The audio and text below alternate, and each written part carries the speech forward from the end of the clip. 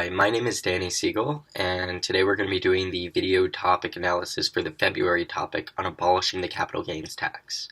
Now, before we actually head in and start talking about the topic, really quickly I want to say that this video is by the Champion Briefs Institute, and we highly encourage you to check out our institute, sign up for our briefs, or use any of the other resources we actually provide. I think it'd be extremely helpful this summer, and we look forward to seeing you there. So, let's get started. So, the topic for February was recently announced, and it's resolved: the United States should abolish the capital gains tax. And it's a pretty straightforward topic. I would say it's probably my favorite topic this year. It's pretty interesting. Now, really quickly, there are big tournaments on this topic: Harvard and Berkeley. Berkeley generally has more technical judging, while Harvard has a wider diversity of judging, from parents to first-year outs to teachers, with a lot more entries overall. Now, that means that the arguments at these tournaments will probably vary greatly, but I think finding the middle ground with the best arguments is probably the best strategy whatever tournament you're going to, because adapting to the flow or adapting to the lay will only win you flow or lay ballots, but going ahead and doing both will allow you to win panels, and that's what distinguishes, I think, good debaters from great debaters. Now, let's look at the topic and the wordings of the topic. Now, it's pretty straightforward, like I said before. The only thing that I think really stands out that people might start to question is the word abolish. What does abolish mean? It just simply means to eliminate entirely. That means we're not increasing the capital gains tax. That means we're not decreasing it to like 5%. That means we're taking a pretty radical move and completely eliminating it, which I would say is a pretty big deal and does materialize into some pretty large impacts. So, why is this a topic? And the reason why is because the GOP tax bill recently went through, and it's doing a few different things. I mean, the first thing it does is it slashes corporate tax rates permanently, offers a few temporary cuts for individuals, and the repeal the individual mandate of Obamacare, and about a $338 billion healthcare cut that leaves about 13 million people uninsured by 2027.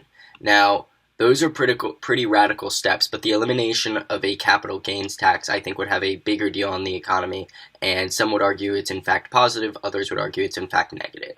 So what is the capital gains tax, right?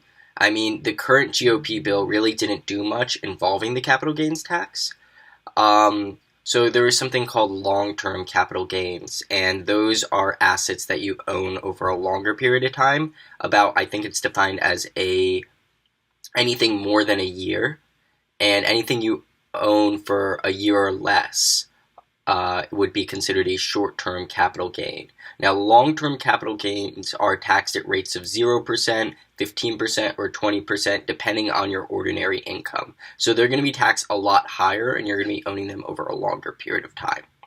So eliminating the capital gains tax would mean that you wouldn't have to pay any taxes, whether it's a short-term tax or a long-term tax.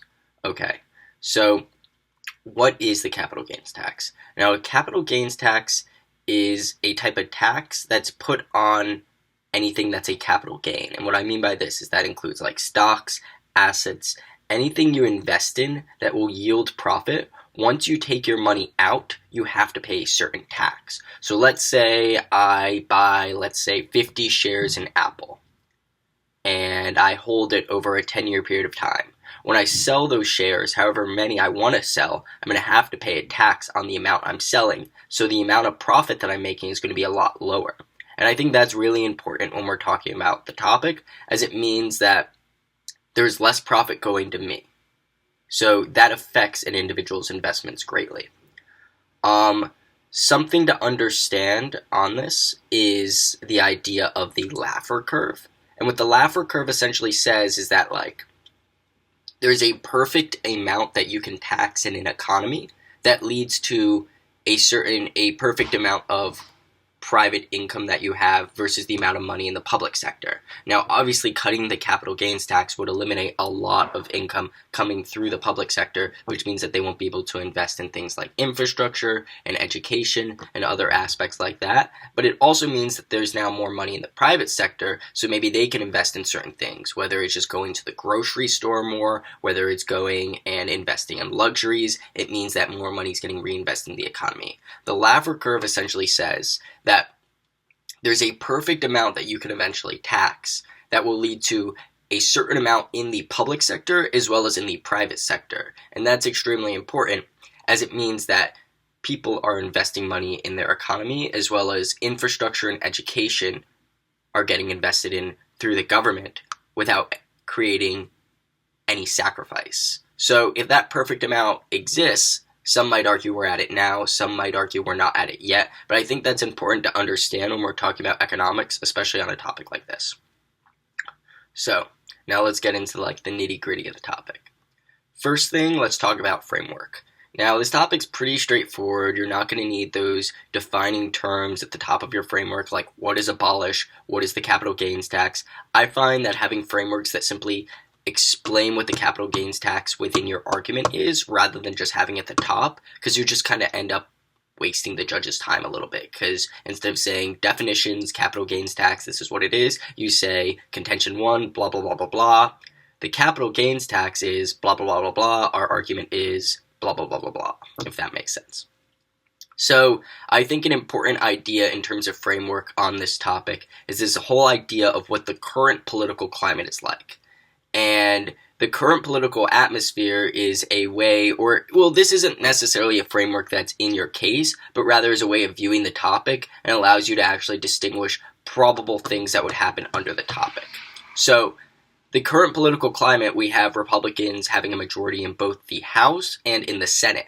Now, that would most likely help the negative teams who would argue a capital gains tax would most likely harm the poor, as it means that the bill that would eventually come through when the affirmative fiats the resolution would be one that might not necessarily help the poor, because Republicans are generally more in favor of a trickle-down economic approach, which means that it generally benefits the rich and hopes the money actually makes it down to the lower income individuals. So the negative could make the argument that the abolishment of the capital gains tax would lead to one that simply just gets abolished for the rich rather than for low income or middle class Americans who actually own stocks. Because Republicans would argue that the rich Americans deserve the capital gains tax removed entirely, as they're spending more in the economy, which means that it would help the poor eventually. And I think the negative could easily make an argument against that and essentially say that that it's much better to have low-income or middle-class Americans actually have money, because they're more likely to invest or actually spend money in the economy than rich Americans, as it means that rich Americans are more likely to actually save their money. And when you're saving your money, you're not spending in the economy, you're not leading to growth, you're not leading to higher incomes, higher wages, or an increase in jobs overall. So, that leads me in talking again about the current political climate. I think the important thing to distinguish are ideas of trade-off. Now, when we increase or we remove the capital gains tax, if we remove the capital gains tax entirely, what does that mean? What that means is the government has less money in its coffers to actually invest in infrastructure, education, or various other institutions that are critical to the running of the United States. So, what does that mean for those institutions? It means that they might not necessarily have enough money to actually educate the American populace. It means that they are getting less funding overall. It also means that our deficit goes up because less money is coming in. So this is the idea of a trade-off, right? What's happening is you have less money coming in. So what does the government almost automatically act when they have less money coming in? And you can answer that question yourself, but I would say once the government has less money coming in, they're more likely to raise taxes other places. And if they're raising taxes other places, it would lead to maybe low-income or middle-class Americans being harmed even more, because if they're paying more in property taxes or they're paying more in terms of just income tax, it means that they have less money to actually invest in the economy. And that leads me to talking about who benefits from the removal of a capital gains tax. And the literature is pretty mixed on this, I would say. I mean, generally speaking, the rich own the most amount of taxes in the most amount of capital in the United States. They're the ones who primarily own X% of the stock market. They're the ones who have the most amount of shares in property. At the end of the day, the rich definitely gain a lot more in terms of buying and selling in the world of an abolishment of the capital gains tax. But I think an interesting argument that you can make is that middle-class Americans also own a lot of stocks or a lot of shares in property. And while it might not be as much, they're more active in their buying of selling in property because they're trying to make a profit and make it to eventually become rich. So while the rich might benefit more, it doesn't mean that they would necessarily get the materialization of the benefits, because the individuals who are rich are not going to be necessarily saying like, oh, now let me sell this property. They already have enough money in their bank account, which they're not really thinking about making more money. The middle-class Americans, while they might own less stocks and less shares of property, they're more active in their investments, and they might say, okay, now let me sell these properties, now let me sell these stocks, because I'm actually going to be able to make a profit in the long term, which I think is a pretty interesting argument to make. And you could even use the multiplier effect to explain why that might help the economy even more. Not only do the middle class actually benefit in a world in which you abolish the capital gains tax, the middle class are more likely to actually spend money in the economy, as they're spending a lot of their money on necessities, or they're using their disposable income, while the rich are most likely saving their money and keeping it in their bank accounts or making further investments. So, now that we talked about who's actually benefiting from the capital gains tax, I think it's important to talk about AF and negative strategies. So, an important affirmative strategy, I think, on this topic is to focus on the macro level economic effects that actually happen when you abolish the capital gains tax. Now, one of the strategies you can take, which I don't think is necessarily strategic, is you just bite the bullet and you say trickle down economics is good, and that giving more money to the rich is automatically a good thing. Now, that's not very empirically proven, so it'd be difficult to find studies that actually conclude that giving more money to the rich would help, because poor income, or like I said this before, because poor and middle class Americans are more likely to actually spend money in the economy. However, I don't think it's necessarily an awful strat. I just think there are better strategies out there. I think creating narratives that focus on helping the poor and middle class will clash a lot better with negative strategies. When you're creating a strategy, especially on this topic, you have to think about what the other team is running. And what generally negative strategies are going to be running is you're hurting the poor, you're hurting the middle class. So why don't you say you're helping the middle class? And that allows you to actually have more clash in the round, as well as just it's easier to outweigh each other, because you're talking about who's actually getting help or who's actually getting hurt, but you're talking about the same group of people rather than just talking about the rich versus the poor. So how do you impact into helping the poor Americans or middle class Americans in terms of the affirmative topic? I think there are a few ways you can do this. And I think the first way is you can talk about this idea of what the lock-in effect is. Now, the lock-in effect is currently in place in the status quo, and what it means is investors who are middle class or rich Americans simply don't sell their stocks or their assets because they believe that if they do, they're going to be taxed a ton of money, so they're not maximizing their profit. Now think about it like this. In a world in which we have no capital gains tax, they're going to say, hey, now let's go ahead and sell our asset while we can, because we can maximize the amount of profit. While in the status quo, they're afraid to do so because they're not going to be making as much money as they've been making before, or it would just lead them to be even, because let's say it's worth $5 and they invested it. Let's say they bought a share of Apple at $30, right? And now the share is $35, and they're really worried about the market, but the tax is also $5, or they'd be losing $5 in terms of the capital gains tax. They actually sold their share, so it means that they would really not end up profiting at all. In a world in which you abolish the capital gains tax, they would actually make a profit of $5. So it leads to individuals probably selling their investments a lot more, which leads to more competition in the market and more possibly profit made by both rich and middle class Americans. And if somebody said that you're only going to be helping the rich because they own a majority of the stocks in the economy, you could make the argument, like we were making before, that the middle-class Americans are more likely to actually spend or pay attention to their investments than rich Americans. So I think that's a pretty interesting argument to make.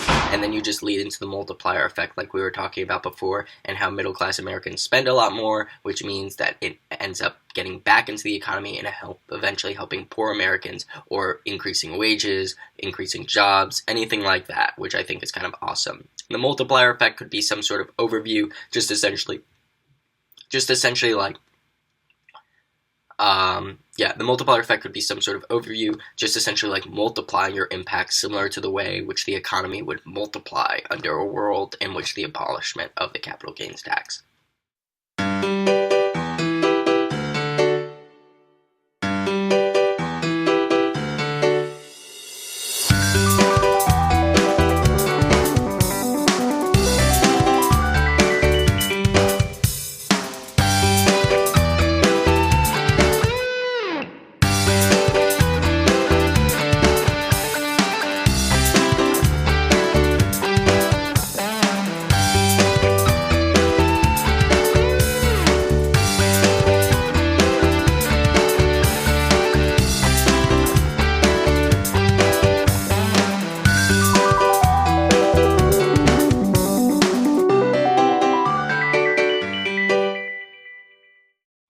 Another idea to talk about in terms of helping poor Americans or middle-class Americans or your average Joe is this whole idea of innovation, right? What is innovation? Innovation is this whole idea where markets or the invisible hand spur better products and better services, or create new techniques that save lives, right? In a world in which you don't have the capital gains tax, you have a lot more investments being made because there's a lot less loss taking place. So people are more likely to make risky decisions and invest in like venture capitalists or other risky entrepreneurs who are trying to make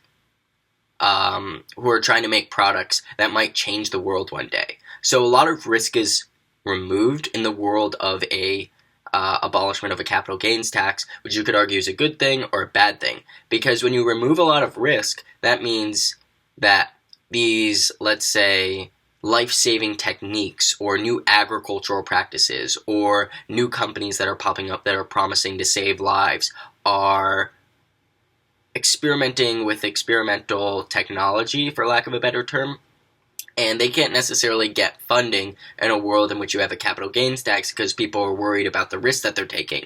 Now, when you remove some risk, they might be more likely to get funding, which in turn would lead to them be able to, just some of them, like you don't need all of them actually developing their technologies, but just if a few did, they would possibly lead to better products and services. Now, you could also make the argument that because more investments are taking place in the world of removal of capital gains tax, that you have more competition in the stock market like we were talking before. So that means people are investing in newer technologies rather than keeping their money invested in, let's say, like computer chips, right? Because there's going to be a move to computer chips, to whatever technology is next, similar that there was a move from investing in like steel companies to the technological innovations that we have today. So I think those are pretty interesting strategies on the affirmative. And how does that interact with the con strategies when the negative is talking about helping the poor and how you're trading off and not necessarily helping them because increased taxes on the poor? You can make the argument that these new innovative practices would not only just increase wages or increase jobs, but rather future save lives and create more competition and progress society a lot more. So while the poor might be hurt short term with a few dollars and cents lost from their pockets, in the long term they get these new technologies that exist, which you could argue is on net more beneficial and even impacts the saving lives, which outweighs on magnitude, because obviously a life is more important than a few dollars and cents in your pocket. Okay, now let's talk about con strategy. Where does this money go, right? And this is what we were talking before with the Laffer curve.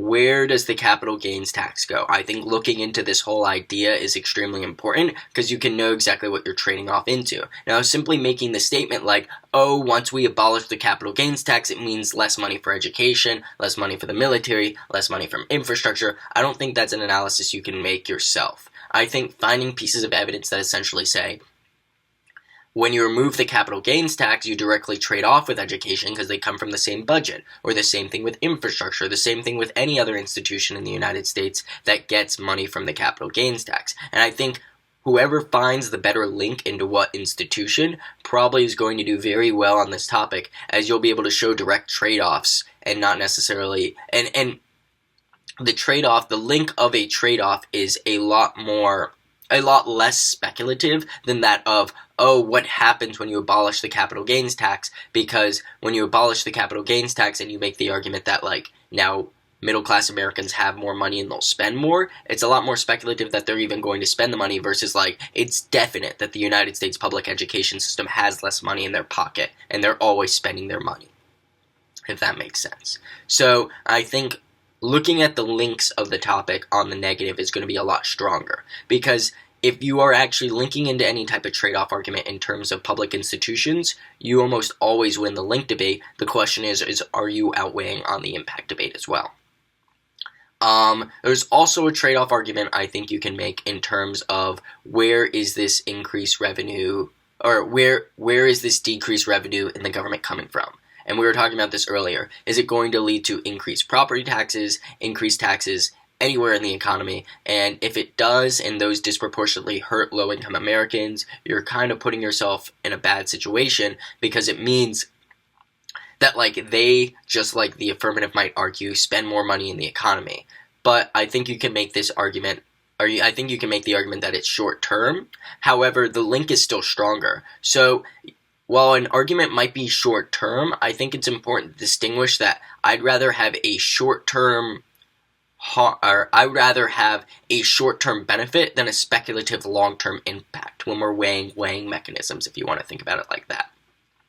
And I think these arguments can be particularly strong on the con because you're talking about individuals who are going to be falling into poverty. Like, you're not only talking about middle-class Americans, but also the lowest income Americans. You can talk about possible welfare cuts that eventually come from an increased deficit. Like, think about this. If there's less capital gains tax actually coming into the government for them to spend, and we have a Republican-controlled Congress, and they see the deficit not being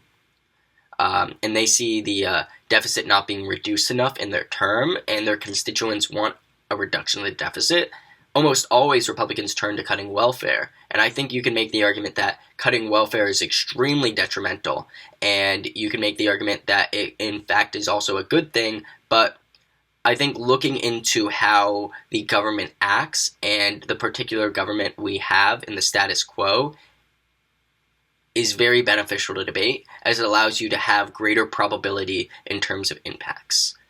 That's about it.